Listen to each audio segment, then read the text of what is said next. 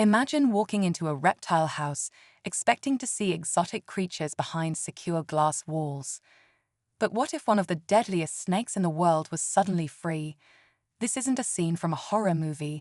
It's what happened at one of the most notorious incidents in reptile house history. A venomous snake was accidentally released, sparking panic and chaos. Visitors and staff alike were thrust into a high-stakes situation as the clock ticked down, and the snake's whereabouts remained unknown. Who was responsible? What steps were taken to contain the situation? And most importantly, what happened next will leave you stunned. Stay tuned as we dive into the shocking events that unfolded, because what you're about to hear may change everything you thought you knew about wildlife encounters. This is a story you won't want to miss. The Reptile House, a popular attraction for wildlife enthusiasts, was known for its impressive collection of venomous snakes. Among them was the highly dangerous gaboon viper, a species with one of the deadliest bites in the world. It had been carefully housed in a secure, climate-controlled enclosure until that fateful day. Staff had been conducting a routine check, making sure all the reptiles were healthy and the cages were locked. But something went terribly wrong. A small oversight, a missed latch, and the viper was free. Panic set in immediately. The serpent, with its camouflaged pattern, could be anywhere, and its strike could be fatal within minutes. The staff rushed into action, but with each passing moment, the danger grew. Visitors, oblivious to the unfolding chaos, continued their tours. Little did they know, their safety was now hanging by a thread. The hunt for the venomous escapee was about to begin. As the staff scrambled to search the building, the clock was ticking. Inside, the reptile house felt eerily quiet, too quiet for the usual bustle of visitors and animal sounds. The headkeeper, Sarah, led the charge, her mind racing through every possible scenario. Could the viper have slithered into one of the dark corners? Was it hiding among the shelves or underneath a pile of supplies? Every step she took felt like an eternity. Meanwhile, the panic began to spread beyond the staff. One of the visitors, a young father named Mark, had noticed something wasn't quite right when he saw a few staff members running around frantically. He overheard a conversation and realized the venomous snake was loose. His daughter, Lily, was fascinated by the snakes, and Mark could feel a knot in his stomach tighten. Was she in danger? Could anyone keep the viper from finding a hiding spot where it could strike unnoticed? Outside, the tension grew. Sarah contacted animal control, but it would take them at least 20 minutes to arrive, and they weren't sure if they could handle a venomous snake that had been on the loose for so long. The reptile house was not equipped for this kind of emergency. The staff didn't have the necessary tools to capture the viper, and the public was becoming more anxious by the minute. With each passing second, the danger escalated. Should they evacuate the visitors or risk leaving the snake unchecked in the chaos? The conflict between trying to contain the snake without causing mass panic was growing unbearable. The staff faced an impossible choice: risk more lives by staying quiet or escalate the situation, knowing it might only make things worse. In the midst of it all, Mark made a decision. His instinct as a father kicked in. He couldn't just wait for someone else to solve the problem. He grabbed Lily's hand, guiding her through the reptile house with quick, purposeful steps. His heart raced, but he knew he had to keep calm for her sake. He had no idea where the snake was or what to do if they encountered it, but one thing was certain: he couldn't let her out of his sight. The tension in the reptile house reached a boiling point. The staff had split up, covering every inch of the building, but the viper remained elusive. Sarah's hands were shaking as she checked each exhibit. Her mind kept racing back to the day the snake had been brought in, its menacing eyes and the sheer size of its fangs. The viper's venom was fast-acting. Any bite could be fatal within minutes. She couldn't afford to make a mistake. Meanwhile, Mark was moving quickly but carefully, trying to stay calm for Lily. His eyes darted from one dark corner to another, every shadow looking like a potential hiding spot for the snake. He could feel his pulse in his throat, but he kept telling himself, "Stay calm. Just get out of here safely." Then a light flickered. The reptile house, which had once felt like a sanctuary for exotic creatures, now felt like a maze of darkened corridors and cold metal cages. Mark's heart skipped a beat. For a moment, the entire building seemed to hold its breath. A faint rustle echoed from a nearby exhibit, too soft to be heard by most, but to Mark it was unmistakable. He froze. Was it the viper? His worst fear felt so close, so real.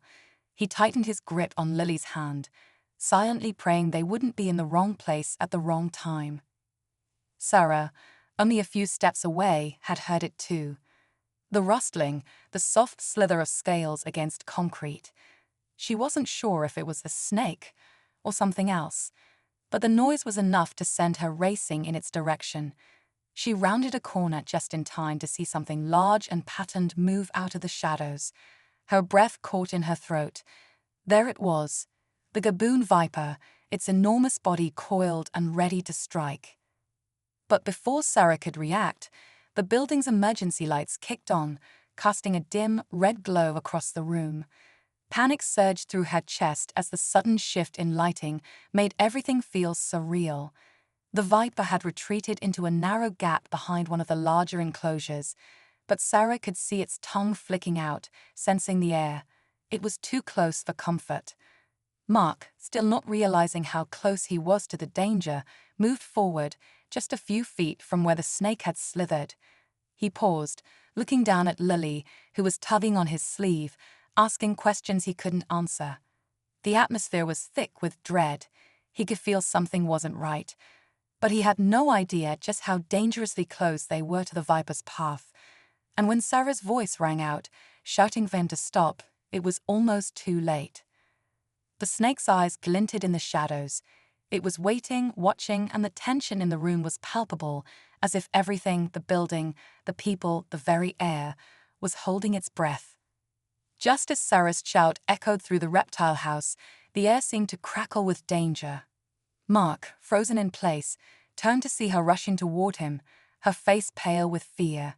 "Get back, it's too close," she yelled, but before she could reach them, the building's emergency system malfunctioned. The flashing red lights suddenly cut out, plunging them into darkness.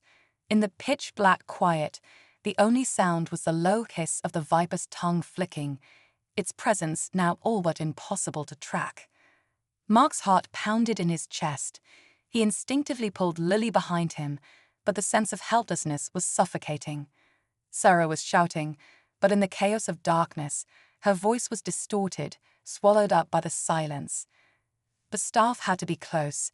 At least he hoped they were, but no one could see anything. Then the lights flickered back on, but not the usual steady glow. They were erratic, casting long shadows across the room, each one twisting into something more sinister. That's when it happened. A sudden, sharp cry rang out from the far side of the building, followed by the unmistakable thud of a body hitting the floor. "No!" Sarah screamed, rushing toward the sound. Mark's blood ran cold. Had someone been bitten? Had the viper attacked? The answer came in a sickening instant. As Sarah rounded the corner, she froze, her face contorting with disbelief and horror. It wasn't just the snake they were dealing with anymore. One of the staff members lay on the ground, but they weren't alone. A second viper, far larger than the first, slithered out from the shadows, its fangs glistening with venom. This was no ordinary reptile house incident. It was now a full-blown crisis. 2 deadly snakes, loose and hunting, with no clear way to stop them. The sense of chaos intensified as staff members scrambled to contain the situation, but the snakes were everywhere now, and no one knew where they might strike next. Sarah's voice shook as she called for reinforcements, but she knew deep down that time was slipping away. Mark's instincts kicked in again as he turned toward Lily, who was clutching his hand in terror. They needed to get out, and fast. But the building was more like a maze now, and with every step, the danger felt more immediate. The stakes had just been raised. The viper wasn't just a threat to the staff anymore. It was a threat to everyone still trapped inside. The chaos in the reptile house reached a fever pitch. Sarah, her voice frantic, directed the remaining staff members to create a perimeter. They had to contain the snakes before anyone else was harmed. Mark, still holding Lily's hand, moved as quietly as possible, his mind racing. His first instinct was to protect her, but now they were all in danger, caught in the middle of a terrifying nightmare. Then, as if in response to the heightened tension, one of the snakes, one of the vipers, slithered into the open. It moved swiftly, its tongue flicking out in rapid, unnerving motions.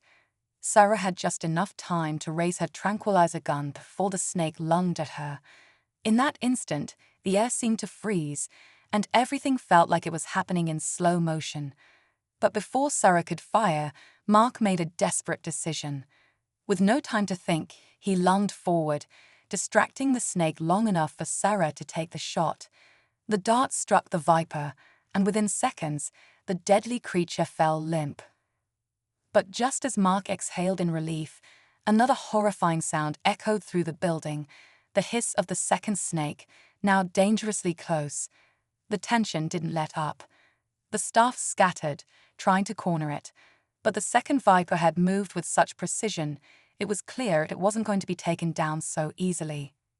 Then, out of nowhere, an unexpected voice called out, "Everyone, stop." It was Tom, the senior keeper. He had been missing throughout the chaos, but now he emerged from the back room with a tool in hand. A large, reinforced trap designed to handle venomous snakes. The staff hesitated, unsure of what he was doing, but Tom's calm demeanor cut through the panic. "Trust me, I've got this." He slowly approached the second snake, which was still coiled and ready to strike.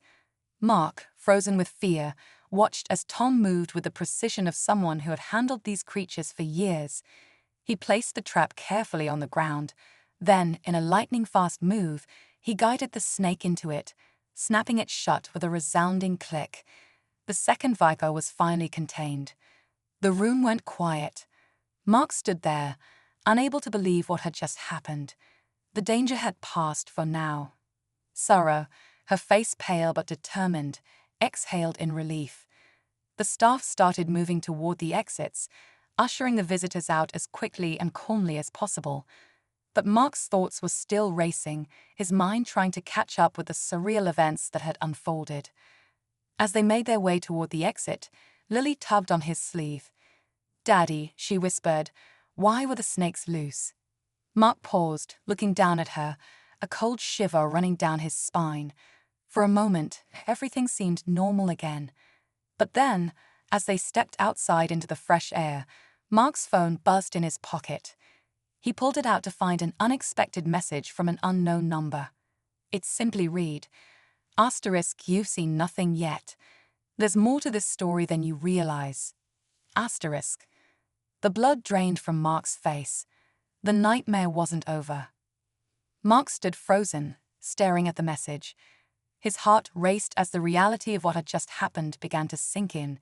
He turned to Sarah, who was still catching her breath, and showed her the text. Her face went pale. "What does that mean?" she whispered, but Mark didn't have an answer. It felt like everything they'd just survived was only a small part of a much larger story. Who was behind this? And why? The authorities soon arrived, securing the building and taking the snakes away for analysis. As the staff debriefed and visitors were sent home, Mark couldn't shake the feeling that this was just the beginning. The reptile house had been the setting for a horrifying incident, but what if there was a bigger plan in play? What if this was no accident? With questions still unanswered, Mark, Sarah, and everyone else would have to prepare for whatever came next. The story was far from over.